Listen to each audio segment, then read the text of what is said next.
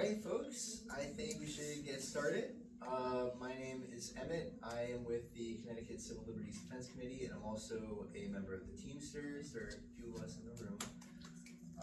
And so I'm very excited to introduce Andraya Yearwood, recent grad from Columbia University, who was a trans high school student athlete in Connecticut. After a successful year of high school track in 2017, she found herself under attack from the ultra-conservative nonprofit Alliance for Defending Freedom. What a misnomer. So we're going to hear her discuss important issues facing the trans and LGBTQ community. And then we have my union sister, Evette Avery, the Southeast Regional Director of the Teamsters LGBTQIA Caucus, who has spent 17 of her 19 UPS years as an elected shop steward, winning grievances in contract language to protect pensions and part-time workers.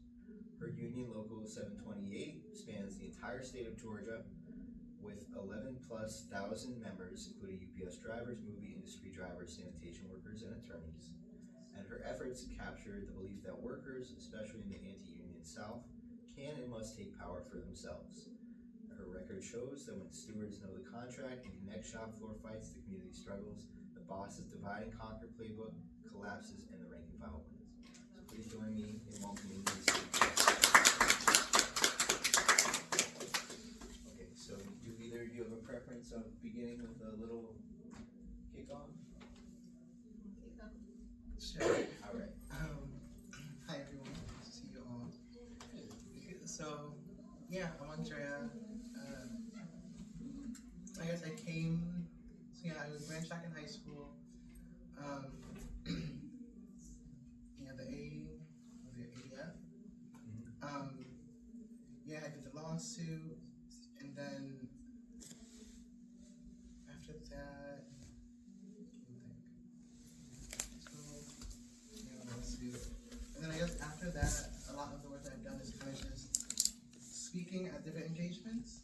So in about 2020, I was contacted myself, another trans athlete who was doing skiing in New Hampshire, and another trans athlete who was a wrestler in Texas, and participated in the three of us. And there was another a black trans runner with me in Connecticut who came a year after me in high school, so we ran in Connecticut together. And the lawsuit was against both of us. And both of us, this Cromwell, a lot of Board of Educations, like my school, her school, the girls who were plaintiffs in the lawsuit, their Board of Educations,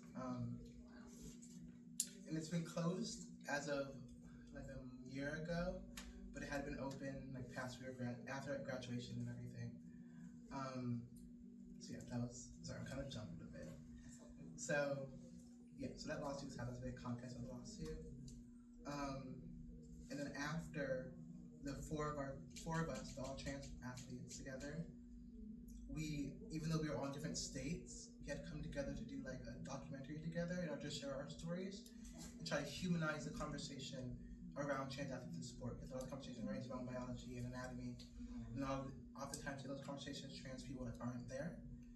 So we came together, did this documentary, and then that was able to get our stories out there, and hope it did humanize the conversation around trans athletes.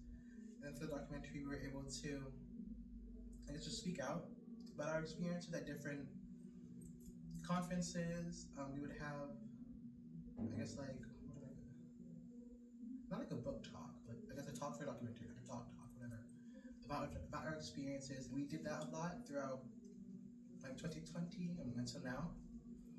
I guess me personally, I've been doing those talks, sharing my stories with different organizations, whether it be like we did something with Nike and Adidas, which were more internally. So we would go. Sometimes we do it in person. Like I had to go to Oregon, and I can speak internally to the employees there and kind of give my own experience and talk about my transness, and bring that out to a broader conversation around how these corporations can internally hope to support trans athletes in sport. We did that throughout those years. I guess now, we are all still active, just maybe a little less.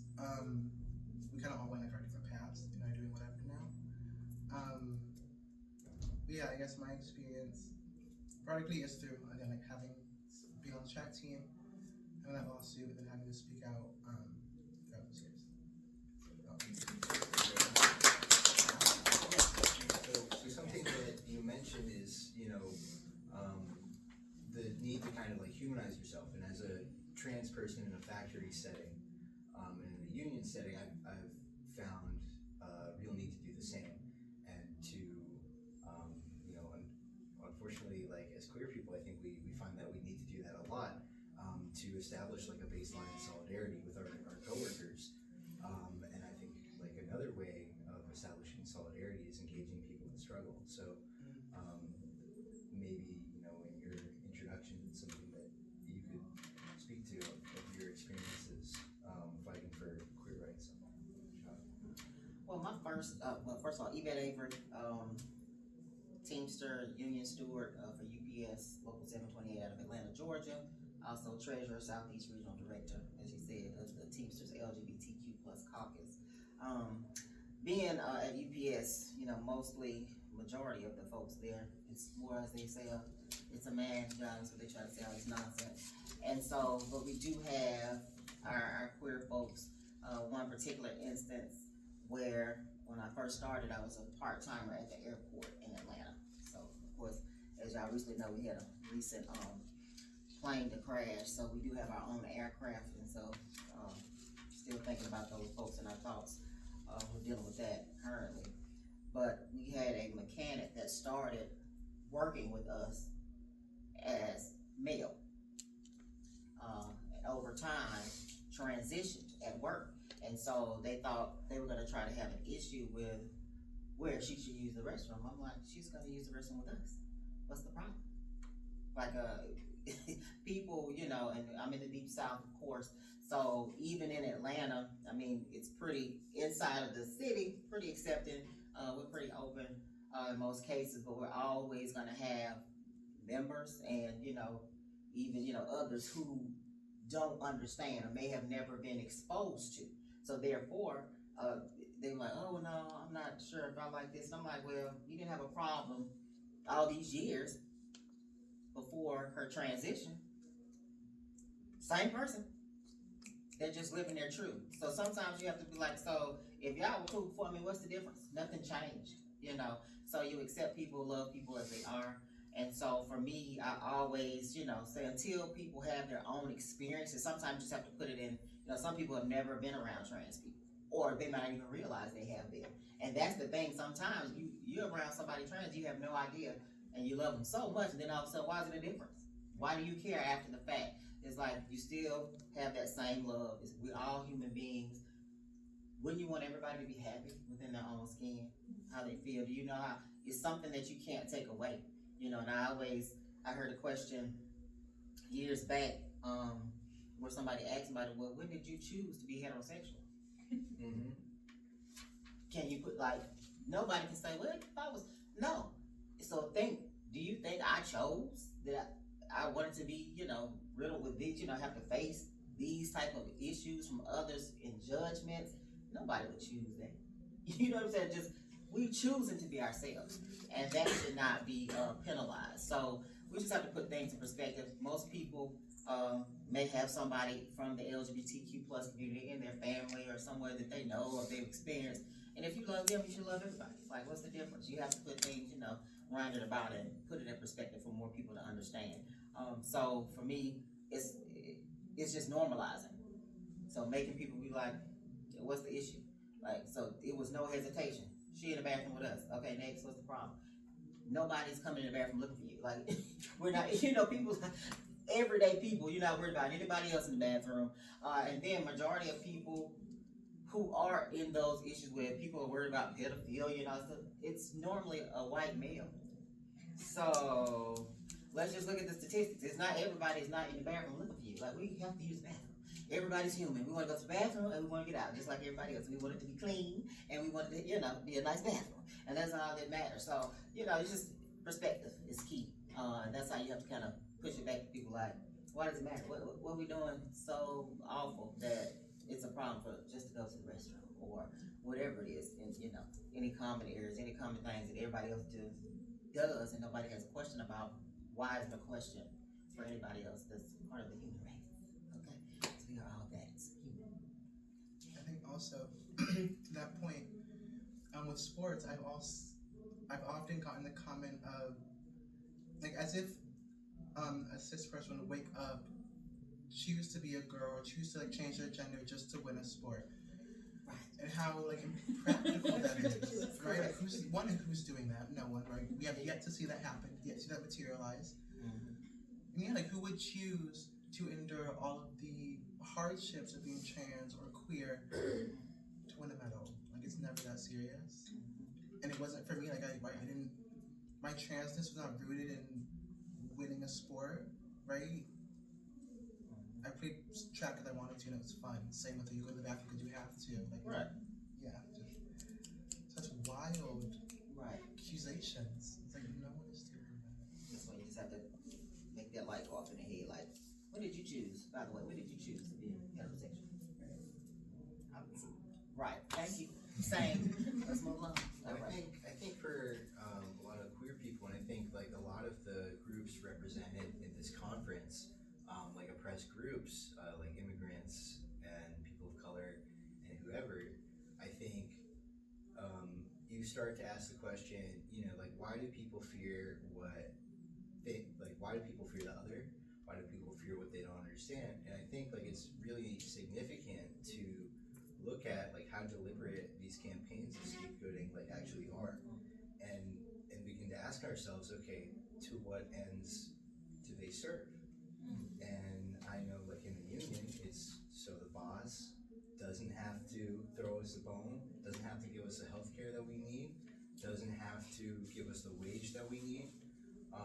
In things like in sports, it's to maintain this gender division that keeps us all separate, that perpetuates this myth that everybody needs to be straight, everybody needs to be cis, and creates this notion of trans people and queer people are unnatural. So that's just something I think about a lot is, and I think has really ramped up towards our community, is all this scapegoat.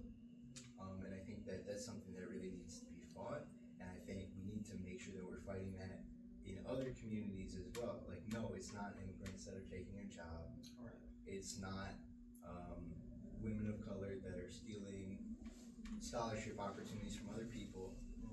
There is no fairness when someone that's wealthy has infinite more chances, so how can you talk about this fairness? And also, if people have thoughts, please raise your hand. I think I saw your hand first, and then I saw you.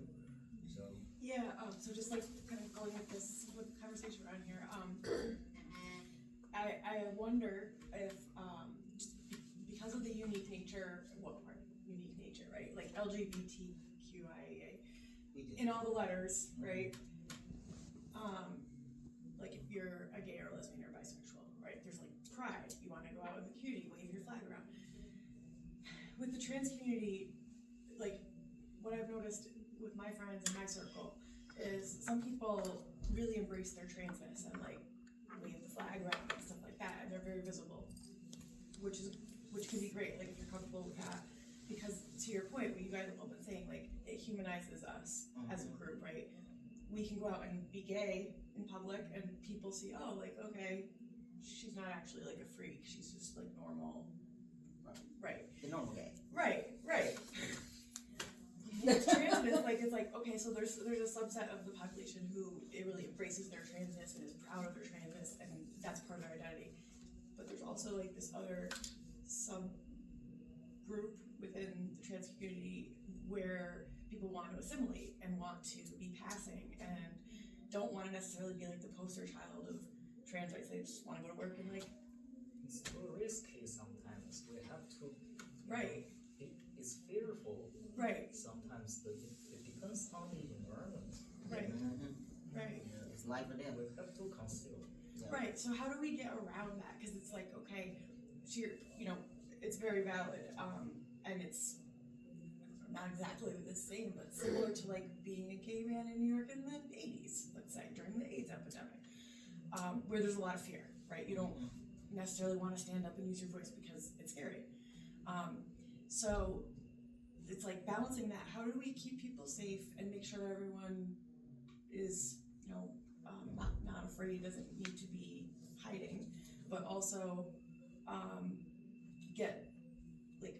make it obvious to like our heterosexual cisgender counterparts in the world, like that you actually know us, like we're your neighbors, coworkers, your aunt, your sister, whatever. Like,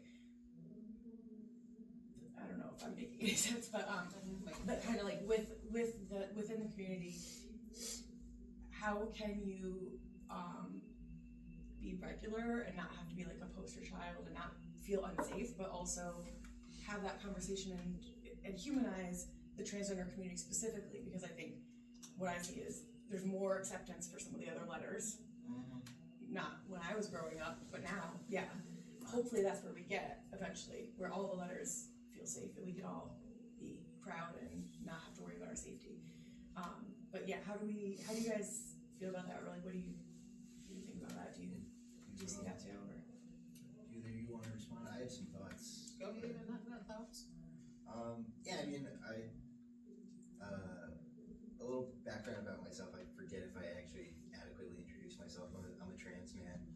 I transitioned 8 years ago, and I'm like pretty much like stealth at work, just for like safety reasons. But I need the duality of working in a conservative factory and then living in New Haven, a very like trans city in Connecticut, to feel sane. Unfortunately, like trans people often like pigeonhole different elements of our identity to survive, and I think like queer people really do the same. Like oppressed communities get used to like code switching, Right. and so I appreciate like your comment. So I think that's one thing, and I think like that is like this to me like just really speaks to the importance of being part of a union or being part of a team or being part of a community that supports you, because it's with that united front and with the feeling that the people are behind you, that's where the sense of safety comes from. And the understanding that if I get attacked, people will mobilize in my defense. And people will mobilize to fight for me, just like I will mobilize to fight for them. I think that was my experience in high school. I often like battled whether I wanted to, speak out and to continue to share my story, or whether I just wanted to, like my friend Terry, who kind of just was like, I'm good, I'm gonna chill, do my own thing and not have to like speak out. But to your point, I had such a huge support system, my whole school, all of Cromwell, so I like knew I was fine to speak out, to go on the news, regardless if I received hate online, which is another conversation. But like I received all that hate online, and I was able to like block out all that noise because like I'm chilling, right? My family loves me, my friends, my school, my town, like what do I have to worry about? And yeah, so you're in my team, right? So to your point, it's your community. Right. And we were talking earlier about the movie, and we couldn't remember the name of the movie, where the minors, because it was a movie over. Pride. Oh, Pride. Pride. Yeah, Lord, Pride. Pride. We were already just talking, because I saw we did a screening, because I had never saw the movie until a few months ago. And then, because DSA, they did a screening. So we did a screening at my DSA. And so I was like, wow. And those type of things will help. So if anybody haven't seen Pride, I thought, has everybody seen it? We had a movie today. You guys haven't seen Okay, y'all need to see it. So yeah.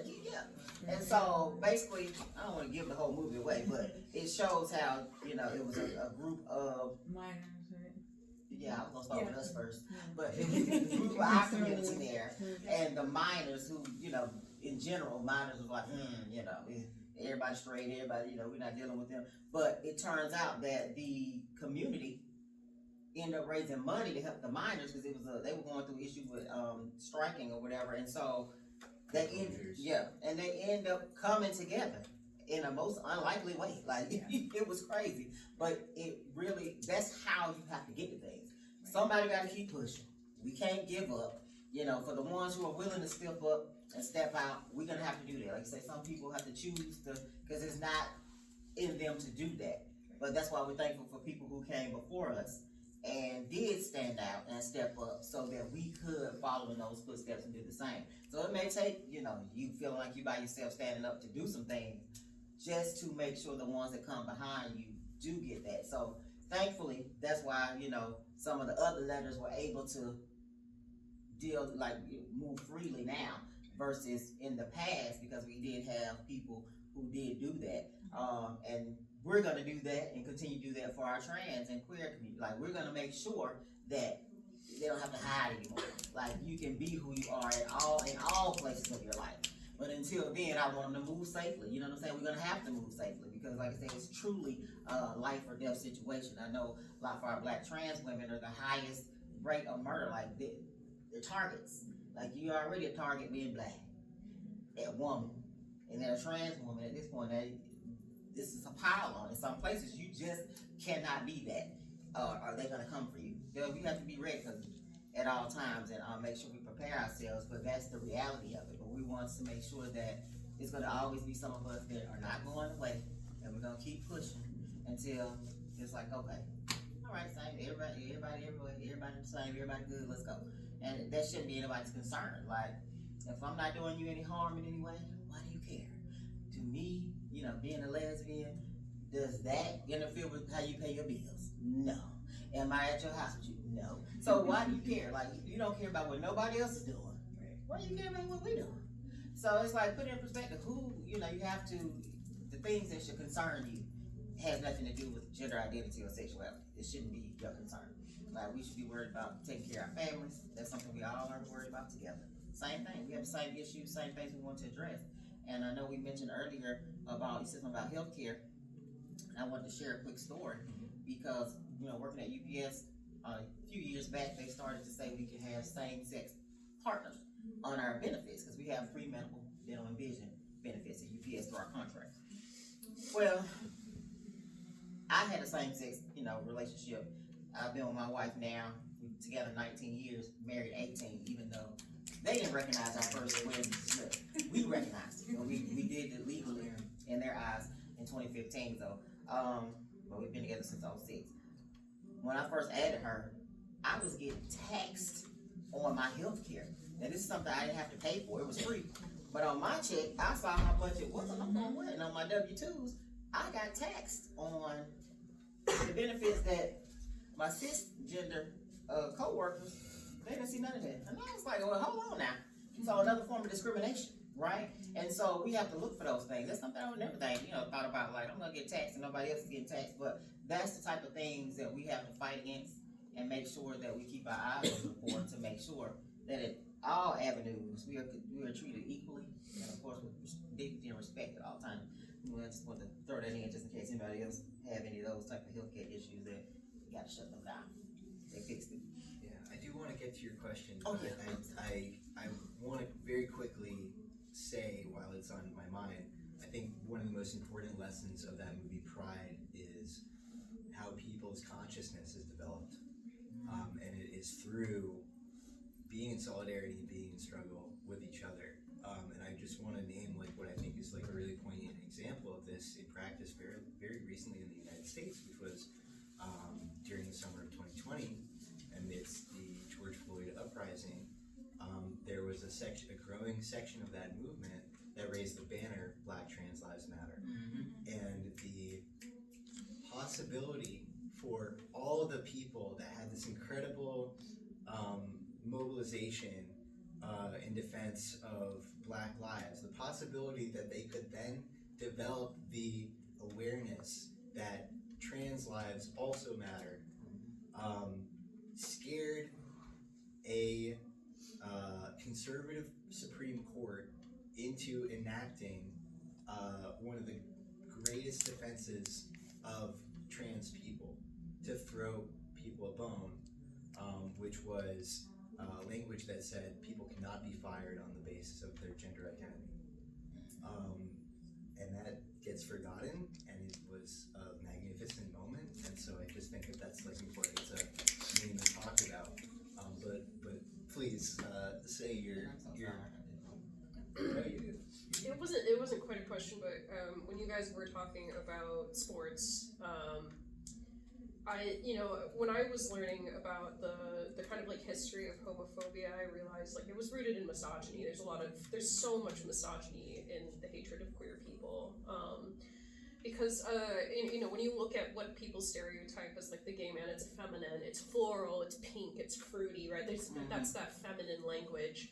And that hatred of trans people in sports also comes from, well, women can't compete with men, right?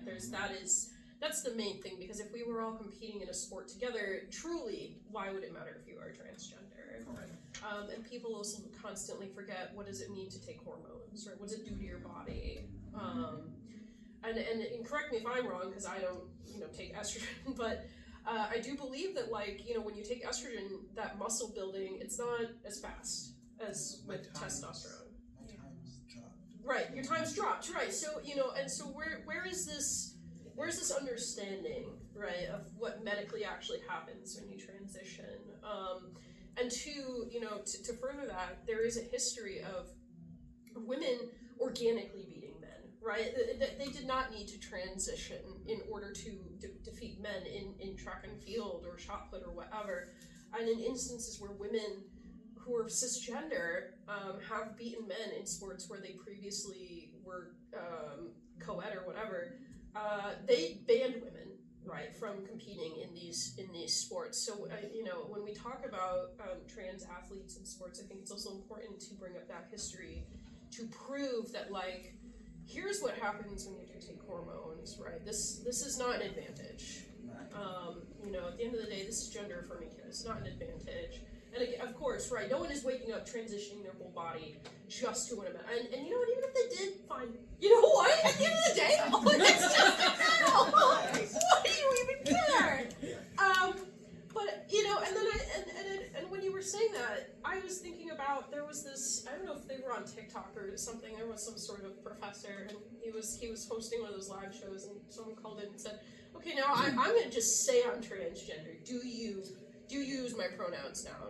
And the professor's like, well, yes, of course I do.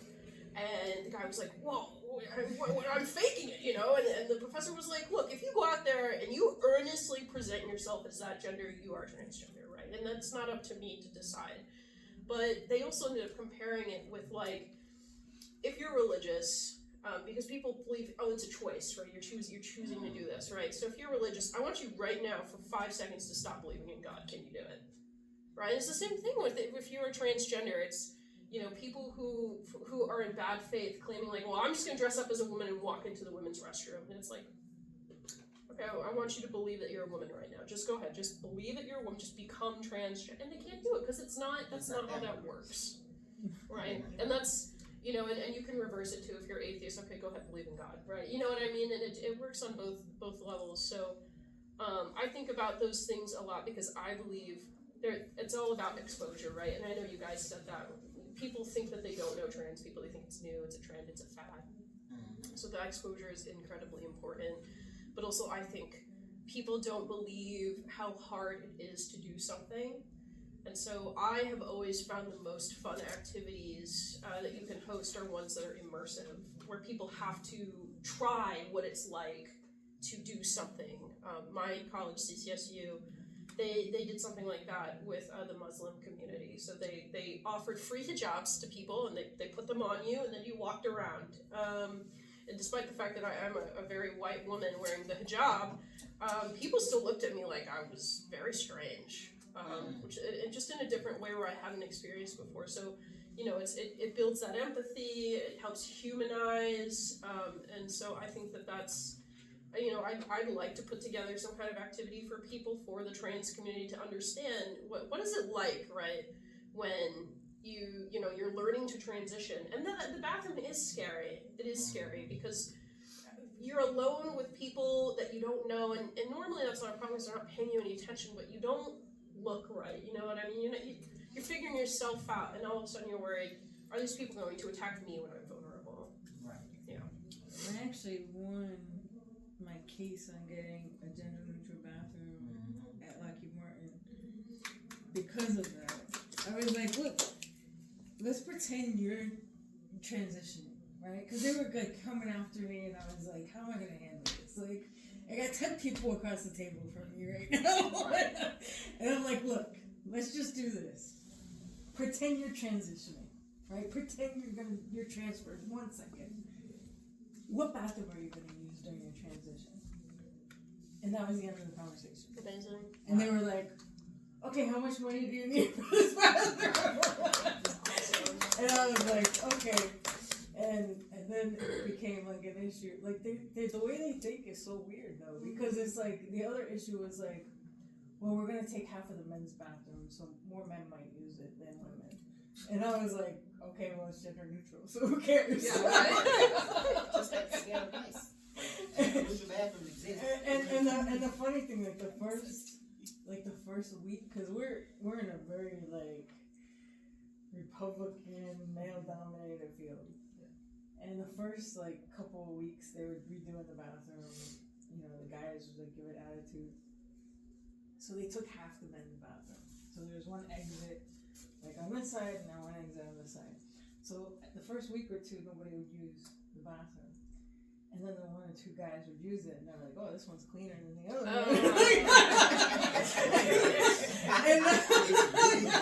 Really clean. And now everybody wants to use the bathroom. Wow, how that worked. Yeah, so That's pretty cool. it's really strange how that works. Yeah. Further thoughts or comments, anybody?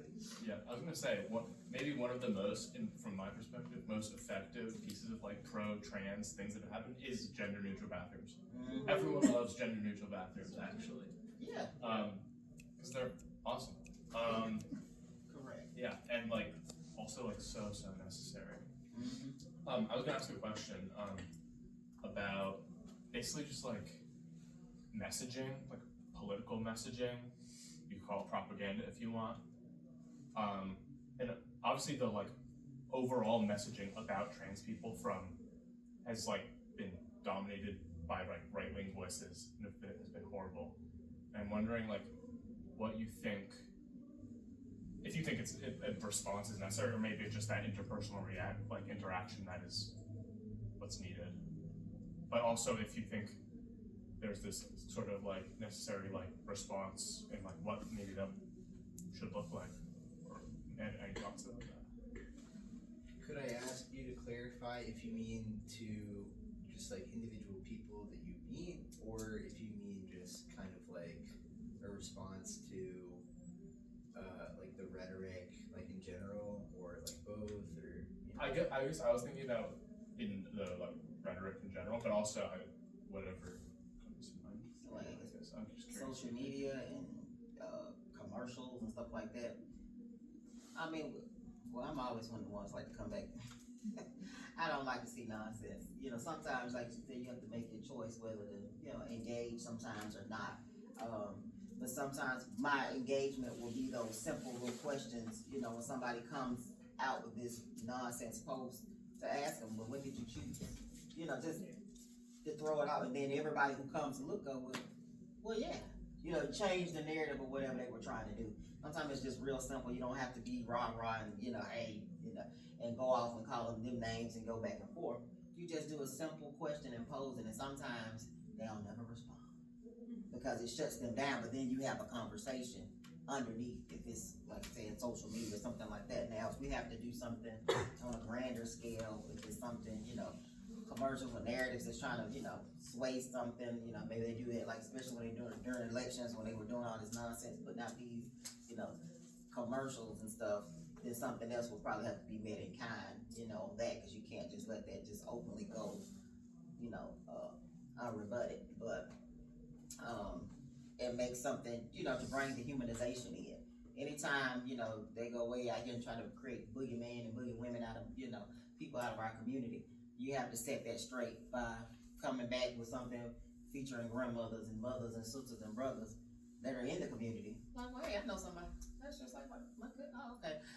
They good, you know, and just switch it up. Whatever they do, sometimes you have to use their own stuff against them. So put their little clip in, like, this is what they say, but this is reality, and keep it moving. So it just depends, like I said, on the circumstance, situation. Sometimes it's just that little subtle, hey, how about this? And just back away and watch, and you'll see the reaction that people start coming to certain realizations that they didn't realize they were, ignored, I guess. I actually have Yeah, a go ahead. response to that very quickly. I think a lot about, okay, like, why is there, like, what is the purpose behind the rhetoric that, like, trans people are, like, new? That are, like, a new phenomenon that's just so unclear. I mean, like, you go back before, like, this country was colonized, and it's like, okay, there are, like, countless examples of gender non-conforming, like, people in communities that were often, like, revered. And so, like, why is that history erased, and why is this being put front and center now? Like, for example, like, why was the top issue at the Republican National Convention, besides birth rates, which is, like, another thing that we have to wonder about, why besides that was it trans people? I mean, there was a LA Times poll a couple years ago that said 77% of people polled think that the hyper-focus on trans people is to distract people from, like, real issues. Like, why is it impossible to find a place to live? Why is it impossible to find a good job? Why is it impossible to feed your kids or get medicine? Like, these are things that actually affect people. That's what we should be thinking about. But this is a distraction, and it's more than a distraction. It's, like I said, a scapegoating, because it's a vehicle through which all of these other workers are attacked. Immigrants are attacked through the queer community. Black people are attacked through the queer community. Women are attacked through the queer community. You look at bills that target trans athletes, and they're usually packaged with bills getting rid of abortion. Right. Yep. They're usually part of the same thing. So I think, like, that's where we need to focus. This is like a project that's so much bigger than 1% of the population. But because we're such a minority, I say as a trans people, I mean, because we're such a minority, and we find ourselves having to humanize ourselves, like, if you don't know anybody, you just, what else am I gonna believe? So that's where it is. But thanks for letting me talk. Yeah, of course. That was actually like a great segue, and I'm gonna think back off you. But yeah, so with the trans community, I feel like, I did this like That's earlier fine, today. I got you. Okay. All right. Engaging with the conversation, right? So, social media stuff. Sure, all of us can probably relate to this. It's really hard to sometimes not engage, because people say such asinine bullshit, and like it's hard to not want to address that. Like, at least for me. I feel like that just fuels, like, when I'm talking to a stranger, we never get to a place where they see my side or anything, right? And I'm never gonna agree with them either, so whatever. Where I make inroads when I'm trying to have these kind of conversations is with people that I actually know.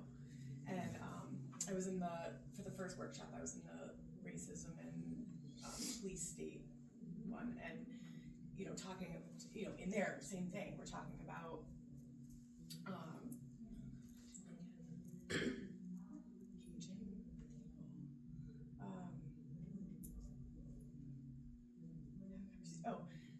so like the one-on-one conversations, right? So I think there was a woman who asked a question about how do we have a narrative, and I think there's a desire in our community, right? This room, all of us, broader family, to want to like make big strides, like convince a whole bunch of people, right? Get all these Republicans to like stop having their heads up their asses and like getting triggered.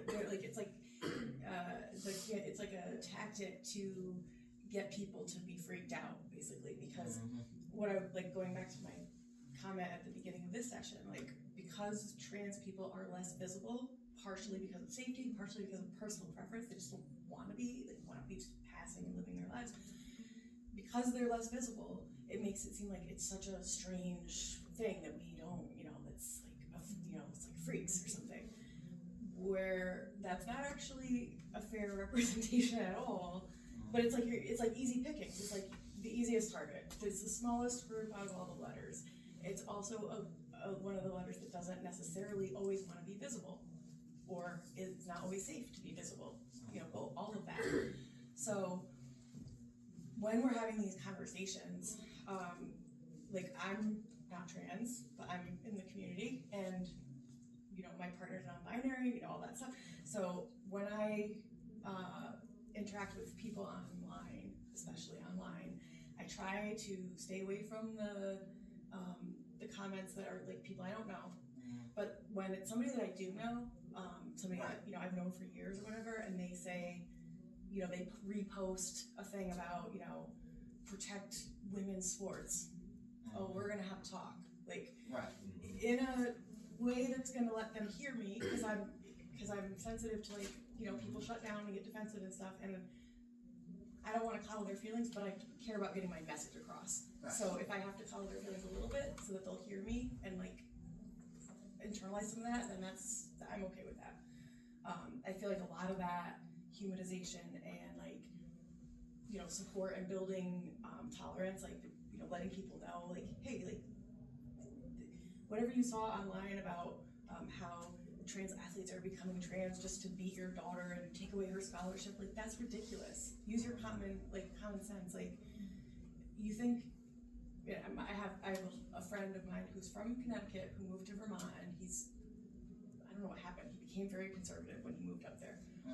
And I see him every year, and he has daughters, and he has a problem with trans sports, of course. So every year I go visit still, and we have a talk. And I'm like, listen, Court, like, because he's like a guy. I was like, aren't you pretty attached to like your junk? Just saying, right? Because it's emotional. As it gets him, like I feel like that's how we get exploited a lot. Our community gets exploited because the people against us use these emotional arguments that aren't based on any kind of reality. It's like, oh well, you might get a trans person might use the bathroom and try to like molest your child. Okay, well, you might be swimming in the Farmington River and get eaten by a bull shark. That's possible, but like nobody's out here afraid of that and like talking about that. Like it's a scare tactic. It's something that's really not going to happen. Like you said, it's usually like the white cisgender men that are doing the child molesting. So that's just a distraction, and like how do we, like if we want to get past that, because people are so radicalized by it, like not our people but the other people, like how do we get them to drop that crazed like that fear thing? And the only way that I've been successful in getting anyone to even listen to a conversation is when it's like the grassroots approach, the one-on-ones, the people that I know, and we're gonna have a one-on-one chat, and I'm gonna be like, do you really think that somebody would like take hormones and change their gender and remove their genitalia or add genitalia? You think they would do all of that just to like use a different bathroom or win a prize or something? Like, would you do that? Aren't you kind of attached to your stuff? Like, it would take a lot, right, for you to want to change that. So if somebody's willing to change that, don't you think maybe just give them the benefit of the doubt that they're, legit? Because all right. May I add something? Yeah, please. I'm totally agree with that one-on-one, face-to-face conversation would work so that we can spread our word to those leaning to the right front. The problem we're facing is, more difficult. During the let's say 30s, Nazi Germany, they they attack LGBTQ people as well, and they are using what tool? The media, the propaganda machine, printing newspaper and doing all the rallies to decriminalize, demonize all those marginalized people. That's the old game. What we are facing now, the social media machine under the hood is the algorithm. The algorithm is designed to radicalize people into the brainwashed, crazy, schizophrenic status, so they will really believe what they're being pushed to their mind. So to fight against that, the way more powerful enemy is not just the right-wing propaganda or right-wing politics. We have to also fight the technology, the bad, evil technology, so that other than what we can do to do through our network, personal connection, to de-radicalize or to set up some good representation, we have also need to cut off their the pollution, the source of the pollution to their mind. Otherwise, things will turn over again. So we have to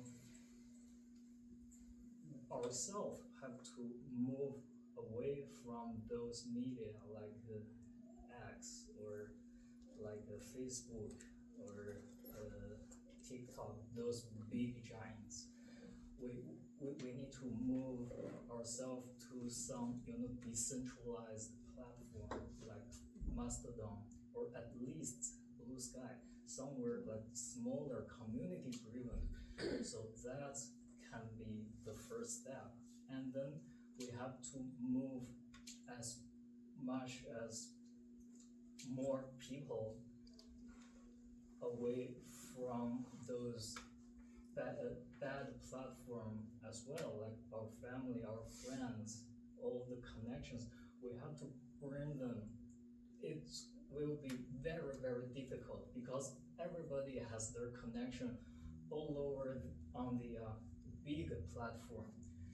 The community platforms, open source platforms, those are small. They can't find people they know. So we have to really work on this, to talk with them and to show this is a better way to use technology morally. Do you know of any efforts that are working on that? Because you're making great points. Yeah, I have been working on open source community different projects for a long time, and I'm trying to build some community from my end to benefit the good and to protect, to support the oppressed. So I'm sorry to cut you off. I just realized I got a message that we're about to have to wrap up the panel. I got the times mixed up because the previous one was a bit delayed. I know you had a thought, but I wanted to call on Andraya because I know that you haven't spoken yet. Did you raise your hand, or was that to get my attention at the time? Yeah, it was most of the time. Oh, But I just want to thank everybody who spoke, and this conversation was very productive. Myself, I'm not in the community, but I know people like Evette who's really chill, and I'm happy to have met Evette in the community. I guess something that Emmett brought up was reproductive freedom that is not